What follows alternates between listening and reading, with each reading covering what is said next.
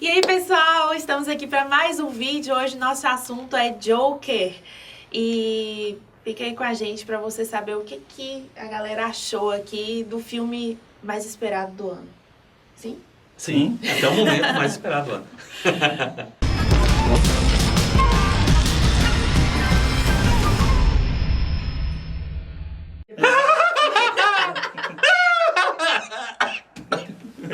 Vai fazer isso, dá esse problema. Você fica fazendo essas coisas, dá nisso. Eu esqueci de tomar um dos 6 remédios hoje. O 7. Eu tomei o 7.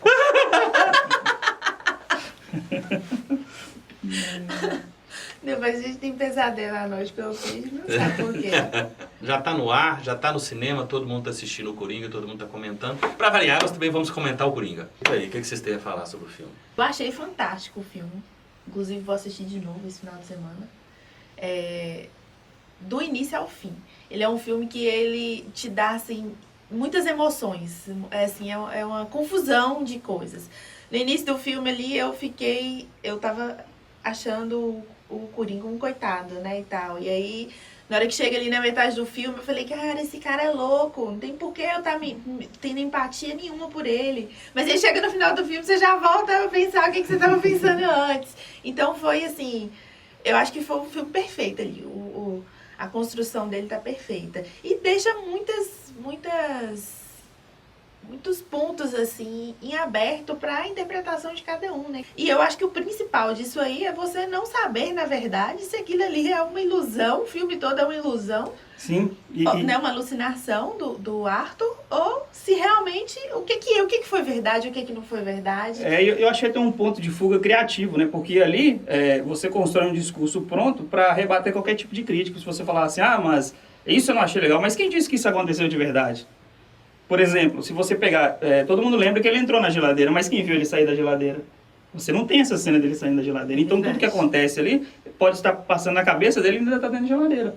Provavelmente. Porque a gente não tem isso no filme, mostrando esse momento do filme.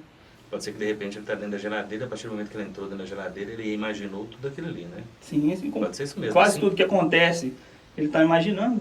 Ou então pode ser que ele está do hospício e está contando uma grande mentira para engabelar todo mundo, né? Sim. Exatamente. E algo que a gente já viu, né, em outros mídias que apresentou o Coringa, por exemplo, no próprio jogo, né, do Batman, o Arkham tem o Coringa também fazendo a mesma coisa. É um filme muito bom, um filme muito interessante, um filme extremamente instigante, até quando você compara com aquilo que a gente está acostumado a ver do chamado filme de super-herói, né? Ele vai ter uma maturidade muito maior. Vai se aproximar do Logan, por exemplo, nesse sentido de ser um filme mais maduro, e não é um filme que tem os carinhas de capa e calção por cima da calça, saltitando para lá e para cá, né? Sim, então ele encara isso muito bem. Tecnicamente, eu acredito que é muito difícil você apontar algum problema no filme, porque a fotografia é extremamente elaborada, as canções são muito bem escolhidas. A ideia de colocar o filme ali no início dos anos 80 é uma sacada boa, porque imagina agora filme de época, os anos 80, né? Isso é assustador. E a gente falou sobre isso alguns minutos aqui antes. É assustador quando você começa a pensar que filme de época é os anos 80 e os anos 70. Assim, puta vida, que isso? Então ele tem esse peso, essa maturidade, vamos dizer assim, o filme. É surpreendente um diretor de comédia que está acostumado, de certa forma, a fazer filmes mais solares, mais tranquilos, conseguir enveredar tão bem pelo drama. Mas aí, de certa forma, eu acredito que é aquele preconceito. A gente tende a achar que a comédia é um gênero mais fácil. A gente tende a achar que o ator de comédia é um ator menos preparado. A gente tende a achar que o diretor de comédia é um diretor mais fraco, até porque existem muitas comédias ruins, muitos atores de comédia ruins, existem muitos filmes que não funcionam, e na realidade, ocasionalmente, eles estão nos mostrando isso, né?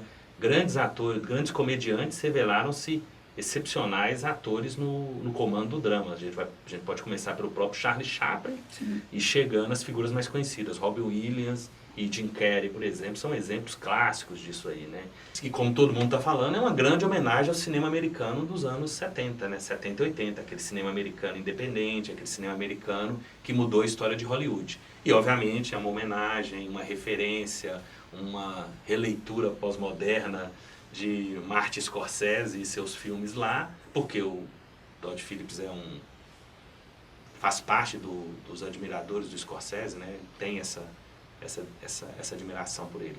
Mas é um filme muito maduro, eu gostei muito do filme por causa disso, é um filme muito maduro. Embora ao mesmo tempo tenha aquela coisa, se não se chamasse Coringa, seria a história de um sociopata, psicopata, enfrentando vários dias ruins, né? Sim, sem dúvida. Você tem uma narrativa sobre sociedade ali que está bem apresentado durante o filme, né? Você tem vários problemas que a gente tem diariamente na nossa realidade. E o que eu gosto desse tipo de filme que a DC propõe, né? Não é a primeira vez que faz isso, fez com um Batman, né? E trabalha muito bem. E é legal também porque, como vocês falaram, o fato do filme ser aberto às interpretações, né? Nesse sentido, ele pode ser lido tanto quanto uma obra polarizada para a esquerda ou polarizada para a direita, ou uma obra que, de certa forma, vai além da polarização, porque o personagem é caótico, é anarquista, ele é entrópico, vamos dizer assim, né? Então, te dá margem para, de certa forma, assessores de ambos os partidos falarem mal ou falarem bem do filme, né? Então... Teve alguns momentos que eu fiquei incomodado no cinema, por exemplo, um dos icônicos, que é a cena que ele mata, ou supostamente mata o colega dele de serviço que deu a arma pra ele, e o anão quer sair e ele não alcança a porta.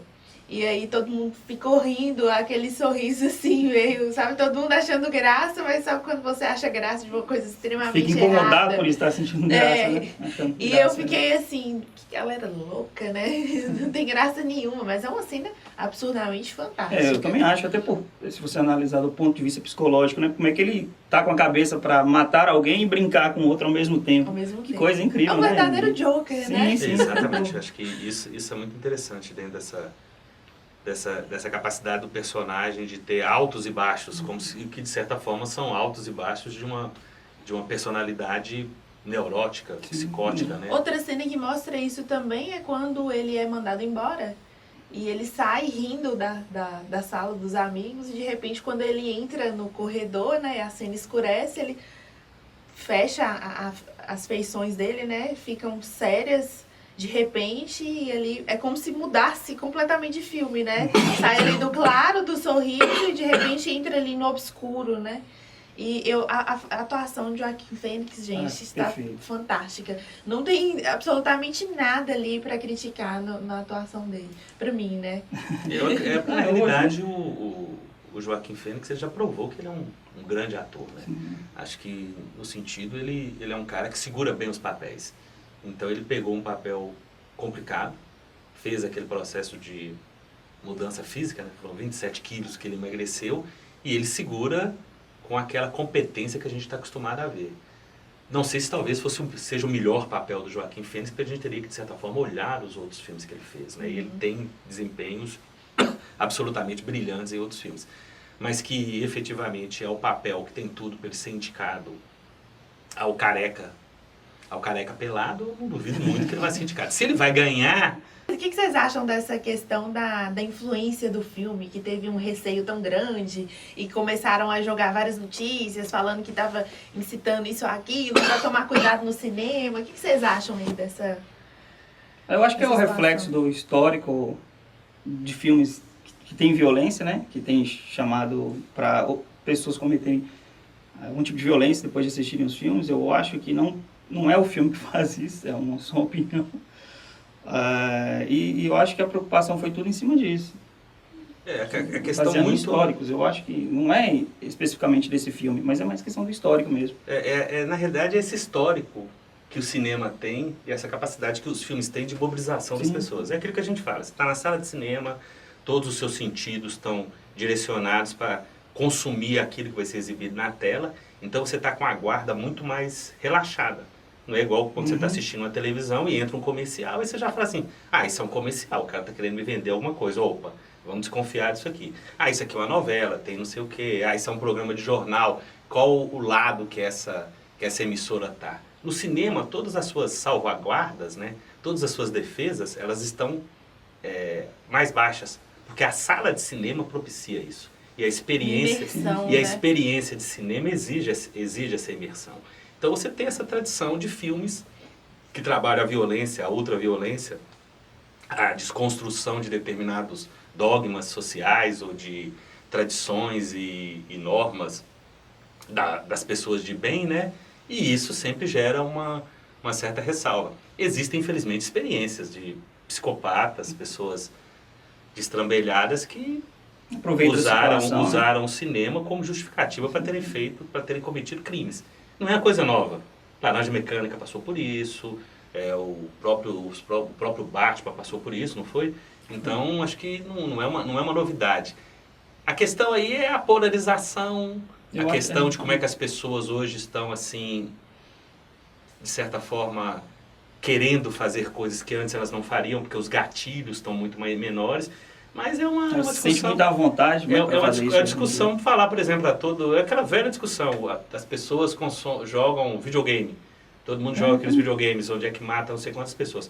Se todas as pessoas que jogam videogame se tornassem atiradores solitários, então a coisa está muito pior do que... Provavelmente a gente já teria levado uns tiros. É uma histeria do momento, né? Eu acho que é uma histeria de momento. E reforça aquela questão mesmo, né? A arte tem esse pressuposto de incomodar, de atrair a pessoa, de provocar essa imersão e vai depender muito aí do grau de eu acho doidura que cada um tem, vamos dizer assim. Mas a maior parte das pessoas não vão sair do filme rindo alucinadamente, querendo jogar anãozinhos pela janela ou querendo, sei lá, asfixiar a mãe com travesseiro, né? Então, e nem sair dando risadas. E nem sair dando risadas estrambelhadas, assim, né?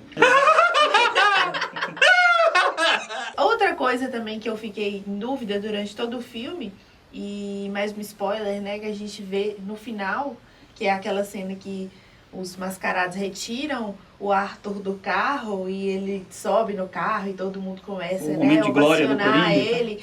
E eu fiquei o filme inteiro pensando, como que um cara louco, tudo bem, manipulador, seria um ótimo contador de histórias, mas como um cara louco como o Coringa consegue ter um grupo, uma gangue que seja, né, pessoas ali que o ajudam e que acreditam na causa dele.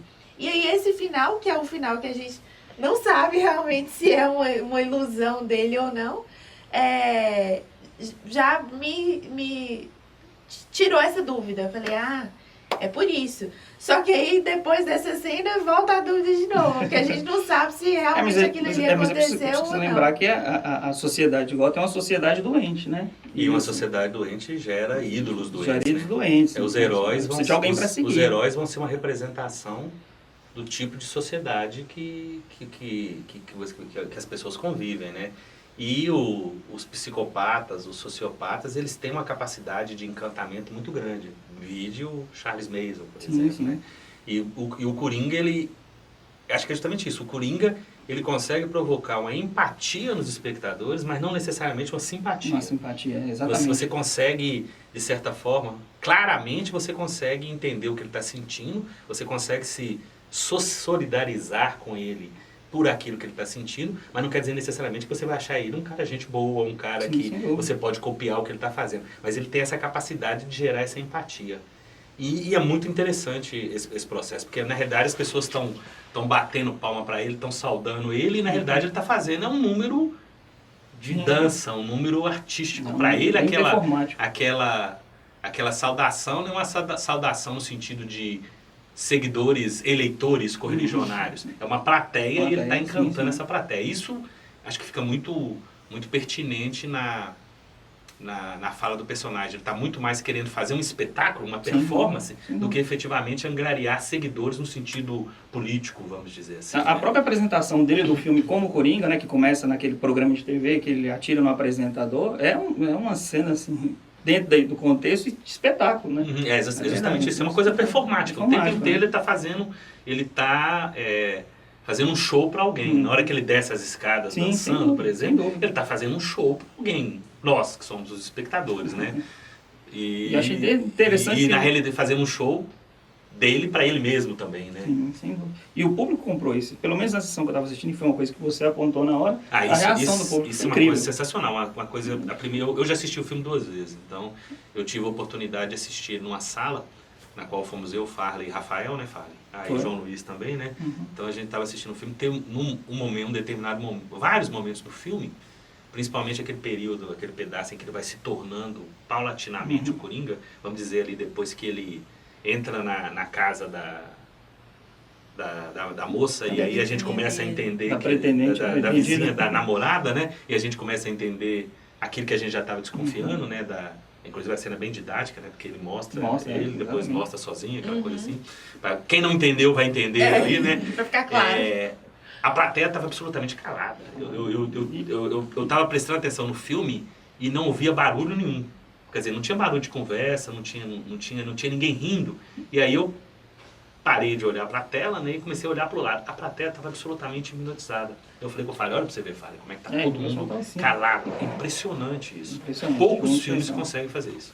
Muito poucos filmes conseguem fazer isso. Principalmente calar a plateia, né, dominar o público dessa maneira. E o filme conseguiu fazer isso de uma forma assim muito pertinente. É um filme, eu acho que a melhor definição para o filme é que ele é um filme de quadrinhos, que o personagem, se não se chamasse Coringa, poderia ser um outro personagem qualquer, mas sendo um filme de quadrinhos, ele traz uma maturidade pro filme de quadrinho, que é uma maturidade que você tem no Logan, é uma maturidade que você tem no Batman vs Super-Homem, é uma maturidade que você tem até no Vingadores Ultimato, dentro das comparações que você pode fazer, é uma maturidade que você vai ter talvez no Batman 1 e no Batman 2 do Tim Burton, é uma maturidade que você vai ter no primeiro Super-Homem, então é um processo que porque o filme de super-herói é um gênero, né? Um gênero é um tipo. Porque o filme de super-herói é um tipo que tem vários gêneros. Porque você pode ter comédia, pode ter filme de assalto, pode ser isso. Então, o filme de super-herói é um quase tipo. Todos eles bem na fantasia. Todos eles são puxados para fantasia. Afinal de contas, tem cara que voa, tem essas coisas assim, né? Um cara que consegue ser extremamente inteligente, consegue treinar o seu corpo para fazer coisas extraordinárias.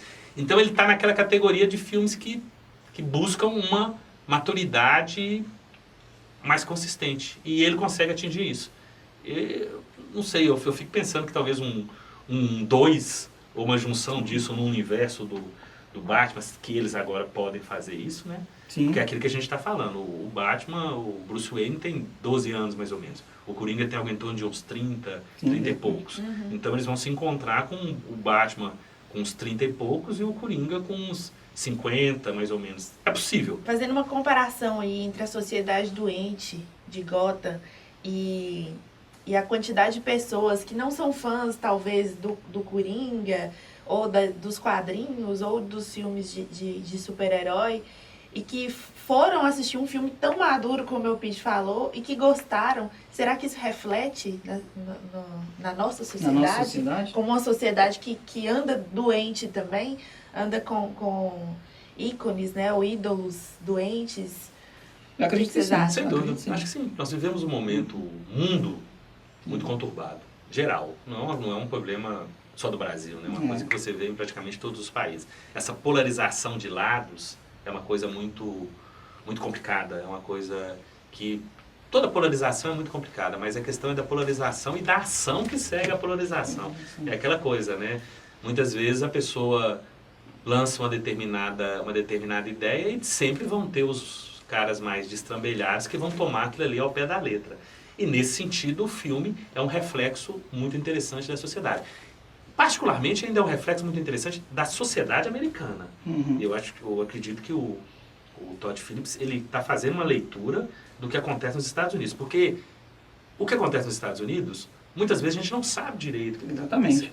Quando a gente liga um telejornal, por mais independente, por mais crítico que o telejornal seja, ele não mostra coisas que acontecem nos Estados Unidos. Eles não trazem pra gente isso. A gente só vai saber isso porque a gente vai consultar a famosa mídia independente. Então as pessoas, por exemplo, nos Estados Unidos tem filas para as pessoas serem atendidas no hospital. Tem gente que não é atendida no hospital porque não tem o famoso seguro de saúde lá. Tem pessoas dormindo na rua, porque não tem casa. Quer dizer, na rua ou no carro. Tem pessoas que vivem no carro, porque não conseguem pagar a casa. Por quê? Porque perderam a casa na bolha imobiliária. A bolha imobiliária aconteceu o quê? No início dos anos 2000. Quer dizer, agora isso não aparece no filme. É aquela história da propaganda americana. Exatamente, porque vamos voltar àquela questão. O cinema é uma máquina de ideologias extremamente pertinente. E os americanos têm esse controle. Eles sabem usar desde os anos 30, eles sabem, eles entenderam isso.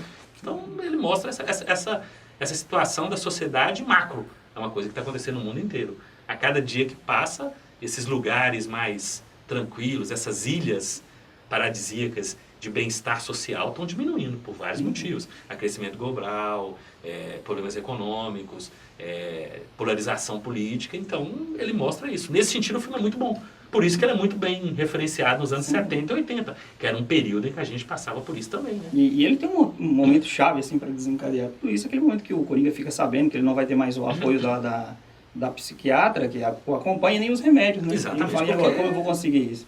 Porque o Estado está cortando os benefícios E ela sociais. fala exatamente isso. Ela fala, eles não ligam pra você, Sim, eles não ligam pra mim, eles não dão nem aí pra ninguém. E não é só nos Estados Unidos, é Exatamente, em é do todos mundo, os né? países do mundo. Então, E aquilo eu entendi como um recado mesmo, eu acho que não foi só para ele, foi para o mundo. é o que o próprio Coringa fala num determinado momento, né? Você pega um doente mental, mistura com a sociedade onde todos são extremamente individualistas e ninguém está disposto a enxergar e ajudar o outro, e o que você consegue? Um tiro na cara.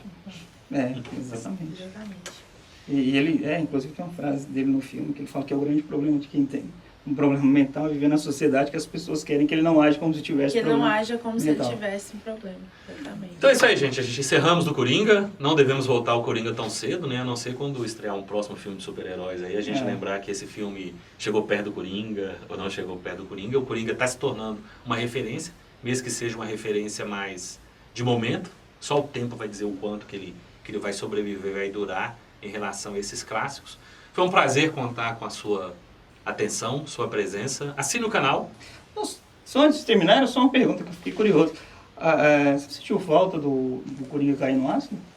Não, esse negócio do ácido é uma coisa que o Alan Moore recuperou, né? Que vem lá das histórias do Jerry Robson. Então, é a perspectiva mais realista, né? É aquela ideia da DC de ser mais realista, que é muito parecido com o que eles fizeram com o Batman também, né? Então, Verdade.